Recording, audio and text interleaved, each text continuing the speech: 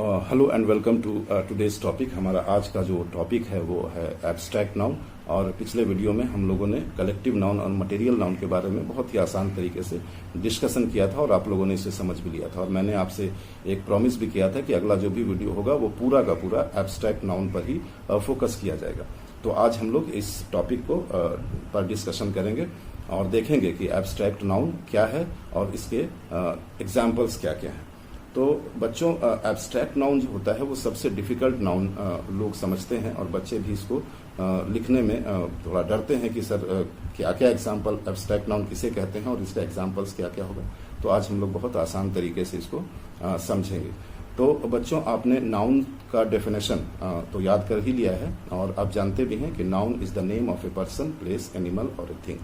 तो ये इन सारे चीजों के नाम को नाउन कहते हैं। लेकिन एक और चीज है जिसके नाम भी नाउन के अंदर ही आते हैं और वो चीज है आइडिया एंड क्वालिटी। हर एक पर्सन के अंदर, हर एक चीज के अंदर या जितने भी इस धरती पे चीजें हैं, वस्तुएं हैं, पर्सन हैं, एनिमल्स हैं, वो सबके अंदर कुछ ना कुछ क्वालिटी पाई जाती है, कुछ अच्छाई पाई जाती है, कुछ बुराई पाई जाती है। तो ये अच्छाई बुराई की जो क्वालिटी है या बहुत सारी चीज हैं जो किसी हालत में है उनके अंदर, तो उस हालत की वजह से उनके अंदर जो क्वालिटी पाई जाती है, इन सारे क्वालिटीज के नाम को हम लोग एब्स्ट्रैक्ट नाउन के अंतर्गत उसको हम लोग रखते हैं, है ना। तो इसको समझना थोड़ा सा और एग्जाम्पल्स के थ्रू समझ लेंगे तो ज्यादा आसानी होगा। मैंने एक बच्चे से पूछा कि बेटा ये बताओ कि तुम्हारे अंदर कौन सी क्वालिटी है, कौन सी अच्छाई है। तो उसने कहा कि सर मैं बहुत ऑनेस्ट हूँ। तो मैंने बोला कि तुम्हारे अंदर क्वालिटी कौन सी है। तो उसने बोला ऑनेस्टी। मैं बोला ये ऑनेस्टी वर्ड लिख लो, ये जो है तुम्हारे अंदर की क्वालिटी है और यही एब्स्ट्रैक्ट नाउन का एग्जाम्पल है। एक बच्चे से पूछा मैंने कि बेटा तुम अपने अंदर कोई क्वालिटी बताओ। तो उसने कहा कि सर मैं बहुत सच्चा हूँ। मैंने कहा तुम्हारे अंदर कौन सी क्वालिटी? उसने कहा सर सच्चाई, ट्रूथफुलनेस। बोला इसको भी लिखो, ये एब्स्ट्रैक्ट नाउन का एग्जाम्पल है। फिर एक बच्चे से मैंने ये कहा कि तुम अपनी माँ की एक क्वालिटी बताओ। तो उसने कहा कि my mother is very loving. मैंने बोला उनके अंदर क्वालिटी कौन सी है? तो उसने कहा सर लव। मैंने कहा इसको भी लिखो, ये भी एब्स्ट्रैक्ट नाउन की क्वालिटी है। तो ये सब जो क्वालिटीज हैं, है ना, ये सब जो क्वालिटीज हैं वो एब्स्ट्रैक्ट नाउन के एग्जाम्पल्स हैं। एक लड़की को मैंने खड़ा किया, मैंने बोला तुम्हारी सहेली का एक गुण बताओ, एक क्वालिटी बताओ। तो उसने कहा कि sir she is very beautiful, बहुत खूबसूरत है। मैंने कहा उसके अंदर क्वालिटी कौन सी है? उसने कहा सर ब्यूटी। मैंने कहा ये भी this is also an example of abstract noun. तो abstract noun is nothing else but the name of the qualities and ideas lays within a person, place, animal और ए थिंग। किसी व्यक्ति, वस्तु, स्थान या जानवर के अंदर जो क्वालिटी पाई जाती है उसी को एब्स्ट्रैक्ट नाउन बोलते हैं। ठीक है ना। तो इसी तरह से हम लोग इसको, ये जो एब्स्ट्रैक्ट नाउन है वो एक कॉन्क्रीट नाउन नहीं है। इसको ना तो हम लोग देख सकते हैं, ना ही हम लोग छू सकते हैं, ना ही हम लोग इसको टच कर सकते हैं। ये सिर्फ फील करने की बात है, क्योंकि ये तो इंसान के अंदर पाई जाती है। ये सब क्वालिटीज तो इंसान के अंदर पाए जाते हैं या किसी वस्तु के अंदर पाई जाती है, किसी जानवर के अंदर पाई जाती है। तो इसको हमको उस व्यक्ति, वस्तु या जानवर से अलग करके इस क्वालिटी को देखना होगा और इसका नाम जब हम लिखेंगे तो ये एब्स्ट्रैक्ट नाउन की क्वालिटीज, एब्स्ट्रैक्ट नाउन का ये सब एग्जाम्पल होगा। तो इसका हम लोग डेफिनेशन भी लिख सकते हैं, है ना। डेफिनेशन में ये लिखेंगे हम लोग कि the names of qualities and ideas और state of being of a person, place, animal और a thing is known as abstract noun. ठीक है। किसी व्यक्ति, वस्तु, स्थान और जानवर के अंदर जो क्वालिटीज पाया जाता है, जो उसकी हालत पाई जाती है, जो उसमें गुण पाया जाता है, कोई अच्छाई पाई जाती है, कोई बुराई पाई जाती है, इन सबों का जो नाम है वही एब्स्ट्रैक्ट नाउन के अंडर में आता है।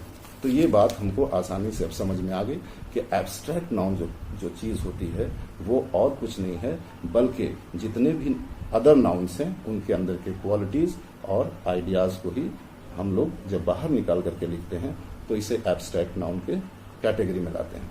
अब इसके बहुत सारे डिफरेंट एग्जाम्पल्स हैं ना। जितने भी हमारे अंदर इमोशन या दूसरे के अंदर इमोशंस पाए जाते हैं इस धरती पे, वो सारे इमोशन का नाम जो है वो सारा आता है एब्स्ट्रैक्ट नाउन के अंदर। जैसे लव, प्यार, फियर, एंगर, जॉय, हैप्पीनेस, है ना, ये सारी जो है वो इंसान के अंदर की इमोशन है, sorrow, pain, sadness, joy, happiness, ये सब आप लिख सकते हैं for the example of abstract noun. जितनी भी क्वालिटीज है ना, जितनी भी अच्छाई, बुराई, गुण है, इन सबों के नाम जो है वो एब्स्ट्रैक्ट नाउन के कैटेगरी में आते हैं, जैसे ब्रेवरी, स्ट्रेंथ, सॉफ्टनेस, करेज, ब्यूटी, विजडम, ट्रूथफुलनेस, है ना, ये सारा, ऑनेस्टी, ये सारी क्वालिटीज हैं। और भी बहुत सारे हैं, है ना। जब आप पढ़ने लगिएगा, जब आप रीडिंग में जाइएगा तो बहुत सारे एब्स्ट्रैक्ट नाउन के और क्वालिटीज के एग्जाम्पल्स आपको मिलेंगे। आप उसको नोट कर सकते हैं या समझ सकते हैं कि these are the examples of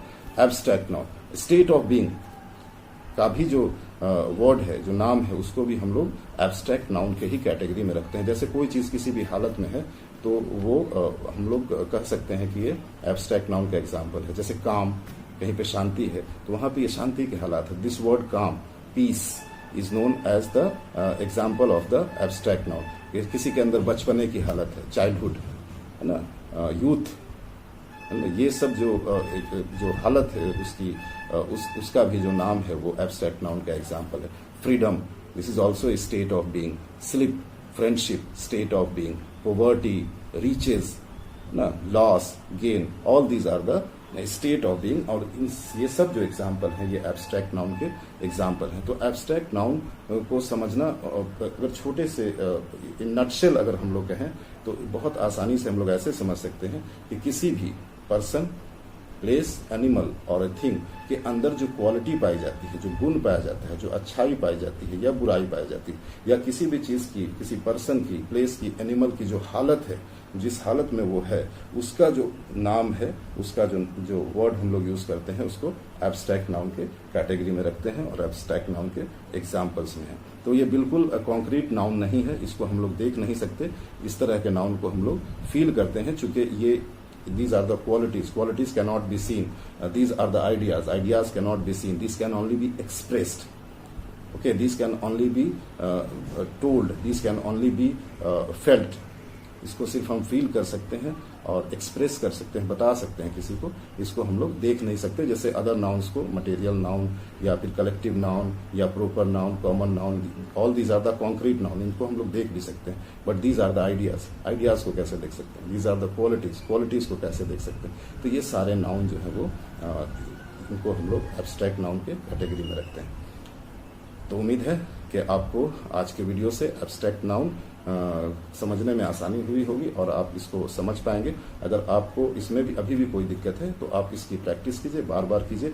आप सबसे पहले तो अपने अंदर के गुण को देखिए कि आपके अंदर कौन से गुण हैं, आपके अंदर कौन सी स्टेट ऑफ बीइंग है, और आप उसको लिखिए। आप अपनी क्वालिटीज को नहीं लिख रहे हैं, आप एब्स्ट्रैक्ट नाउन का एग्जाम्पल लिख रहे हैं। If you are a brave, तो ब्रेवरी की जो क्वालिटी है आपके अंदर वो एब्स्ट्रैक्ट नाउन है। इफ यू आर ट्रू, तो ये ट्रूथफुलनेस की जो क्वालिटी है ये एब्स्ट्रैक्ट नाउन है। If you are very happy, तो ये हैप्पीनेस है वो ये एब्स्ट्रैक्ट नाउन का एग्जाम्पल है। If you are very loving, तो ये जो लव की क्वालिटी है आपके अंदर, तो लव जो वर्ड है ये एब्स्ट्रैक्ट नाउन का एग्जाम्पल है। इस तरह से बहुत सारी क्वालिटीज आपके अंदर हैं।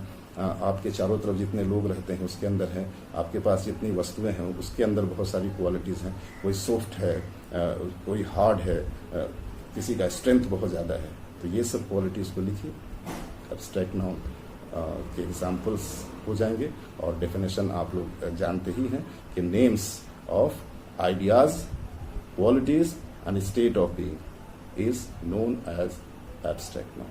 तो आज के बाद हम लोगों को एब्स्ट्रैक्ट नाउन समझने में और लिखने में बहुत ही आसानी होगी।